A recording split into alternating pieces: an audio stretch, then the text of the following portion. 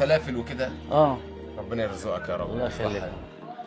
كله شغال مشغل رامز، كل ما اروح لحد ساعه الفطار الاقيه مشغل رامز. هو الولا انا شايف بيحبه هنا في يعني. بخاخات ما هو انا ماشي حساسيه صدريه. عند مرض صدر. والله اه بتتعب الايام دي بقى بالذات عشان فصل الربيع اه. وكده. مم. يعني الازمه اللي بتجيلي حضرتك بتموتني، بس الحمد لله الحمد لله. صدرك بيتكتم وكده. اه بيبقى طبق عليا جامد يعني. يعني لولا البخاخه ديت ما اعرفش. على فكره انا كنت باخد حاجات زي كده برضو، ولحد دلوقتي برضو بعاني من الحساسيه الصدريه، بس صدقني اتحسنت كتير بعد ما رحت مستشفى الجامعه، اه عياده الحساسيه.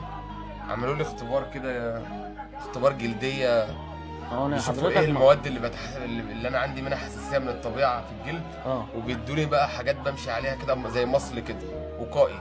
طب ما بيريح والله.